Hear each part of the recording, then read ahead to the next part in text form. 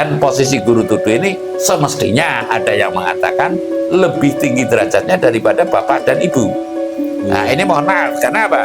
Bapak dan ibumu hanya bisa mengasih makan, ya kan, membesarkan, menyusui, namun tidak bisa menunjukkan ke jalan Tuhan, gitu loh. Nah inilah posisi guru yang sesungguhnya. Namun kalau tingkatan yang rendah itu ya penipu lepek, gitu loh. Nah itu juga spiritual, melakoni spiritual, namun spiritual yang tahapannya adalah sekelas itu, ya.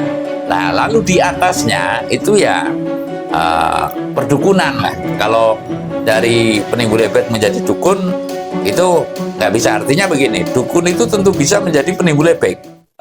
Ngitung paweling kaki sabdo palon pamono swantara tapi ulo salam mulya atur bagya isuka nusantara. Salam mulia Mbah. Salam mulia Mas Budi. Nuwun sewu Mbah. Saya mengamati banyak sekali di konten-konten YouTube itu banyak spiritualis, dan dalam edaran poros spiritualis itu saya mengamati itu sangat begitu mudahnya bagi beliau-beliau itu untuk bertemu dengan kegaiban para leluhur terdahulu.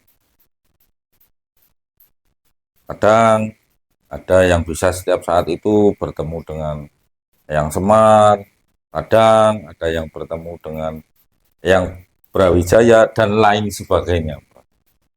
Apakah memang dengan begitu mudahnya para pelaku spiritual itu bisa bertemu dengan kegaiban para leluhur tersebut, Mbah, menurut panjenengan? Ngoten nggih. Nggih, Mbah. Sesaged kula nggih Mas Budi. Nggih, Mbah. Wilahing jati nubani hajat-hajat leluhur Nusantara tapi uluk salam mulia. Salam mulia, Mbah. Ini saya minta maaf ya kepada siapa saja yang mungkin tidak ngepasi dengan urian saya, karena segala sesuatu kan tentu ada perbedaan dan ada persamaan. Saya tidak mengomentari yang Kumingsun atau Pamembo Warno, atau intinya nggak ada celaan dan tidak ada niat jahat sedikit pun kepada para spiritualis yang saya tersnani, yang saya tersnani lah. Apapun alasannya, beliau telah melakukan yang terbaik untuk setidaknya, maksudnya itu baik untuk diri dan bangsa atau besarnya bangsa atau setidaknya keluarga. Nah, tidak ada manusia yang tidak berkeinginan atau berkemauan atau bertujuan, terserah saja dalam menganalisa. Namun kalau saya kan antara keinginan dan tujuan saja harus dibedakan. Gitu. Kita mesti cenderung kepada tujuan. Dalam hal ini saya mohon maaf manakala banyak yang menyatakan umpamanya ya di channel-channel itu kan sekarang yang sedang musim penampakan begitu loh, dan sebagainya gitu. Jadi artinya saya nggak mau menyinyiri gitu. Itu ya boleh, atau itu nyata ya nyata menurutnya, menurut yang tidak ya mungkin ya tidak begitu. Lalu lagi yang bisa mengundang kodam dengan secepat kita langsung masuk ke saya undang melalui mediator Mas Budi gitu ya. Namun saya akan bercerita klasifikasi spiritual. Klasifikasi spiritual itu tentunya ya ada yang cara sekolah saja lah, ada yang TK, ada yang SD, ada yang SMP, ada yang SMA, ada yang perguruan tinggi begitu. Jadi kepekaan rasa kita itu tentu bisa menangkap dong. Ya, aslinya bisa kita memahami manakala kita tidak berlebih dalam, bukan halusinasi, mencakrawalakan diri kepada kegaiban. Itu sebab namanya gaib ini perlu ditandaskan. What is gaib kalau bahasa dalam bahasa Inggris gitu? Apa itu gaib? Gaib itu adalah samu barang yang nyata, sesuatu yang nyata namun tidak berwujud. Sekali lagi saya mengatakan, kegaiban itu adalah sesuatu yang nyata namun tidak berwujud. Ini definisi kegaiban yang saya terima dari kegaiban pula gitu loh. Nah, yang saya pahami tingkatannya itu, kalau mohon maaf ya, kepada semua saja, tingkatan yang rendah itu ya penimbul ebek gitu loh. Nah, itu juga spiritual, melakukan spiritual, namun spiritual yang tahapannya adalah sekelas itu. Ya. Nah, lalu di atasnya itu ya perdukunan lah. Kalau dari penimbul ebek menjadi dukun itu nggak bisa, artinya begini, dukun itu tentu bisa menjadi penimbul ebek. Namun penimbul ebek belum tentu bisa menjadi dukun, begitu loh. Nah, lalu di atasnya lagi adalah pandita, gitu loh. Kalau sudah pandita itu sudah ilmu dukun itu sudah lewat. Nah, mungkin ampuh apa itu ya pendeta itu sudah mengabaikan, artinya mengulir budi, mencari jati diri yang sesungguh-sungguhnya lah. Nah, pendeta terus resi lah dari ilmu perdukunan ini. Ada beberapa yang itu ilmu nujum itu ya hitung-hitung gitu loh. Ilmu kasepuhan dan sebagainya itu diantaranya dalam perdukunan lah. Saya akan menyampaikan bahwa pertemuan antara kegaiban diri kita dan kegaiban, makanya saya kalau ziarah itu ya saya mensinergikan kegaiban yang ada pada diri saya yang menyebabkan saya bisa berkata-kata, yang bisa menyebabkan saya kemana-mana, yang bisa saya menyebabkan saya itu berbuat apa saja, itu kan karena saya ada pengendalian gaib yang bersifat, kalau dalam agama itu aku tiupkan ruh. Kalau 4 bulan itu ya 4 bulan ditiupkan ruh lah. Kalau bahasa kami adalah sukma itu loh.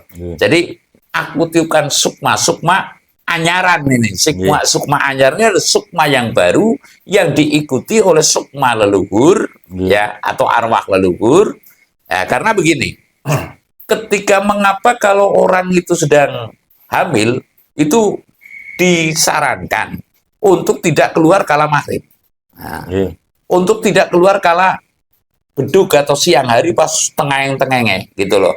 Dan selalu ada sambetan, sebab orang dulu itu memahami bahwa sukma diluwih ya, sukma diluwih itu menempatnya itu di lintang Panjerino. Lintang siang itu tempatnya leluhur. Ini akan bisa menyempurnakan manakala mengikuti jejak sukma anyaran. Sukma anyaran ini sukma yang baru yang diturunkan ke janin ya, lalu dia mengikuti. Dan kaitannya mengapa kalau anak yang paling dewasa biasanya anak yang terakhir? Karena leluhur dari garis keturunan ini ya, itu yang ini sukma ini, enggak lah, saya mungkin nanti sukma yang ini karena mungkin raganya ini sebab lahirnya akan ini, saya akan ikut yang terakhir mau tidak mau, karena arwah leluhur ini telah memahami si janin itu harinya, tanggalnya lahirnya, sehingga yang paling tepat itu yang mana. Sehingga mau tidak mau, karena tahu itu orang ini keturunanku, darahku hanya akan punya anak 5, mau tidak mau yang terakhir, yang kelima itu yang diikuti. Karena sudah nggak ada pilihan lain gitu loh. Itulah sebabnya anak yang paling terakhir itu biasanya lebih dewasa daripada anak yang pertama, kedua, ketiga, 4 sampai kelima. Contoh, yang paling dewasa adiknya Maman adalah Nanang, kalau nggak keliru ya teman. Yang paling dewasa. Yang paling kecil. Nanang ya. Nanang ini sifatnya paling dewasa, jauh dibanding Maman. Nyata nggak, Man?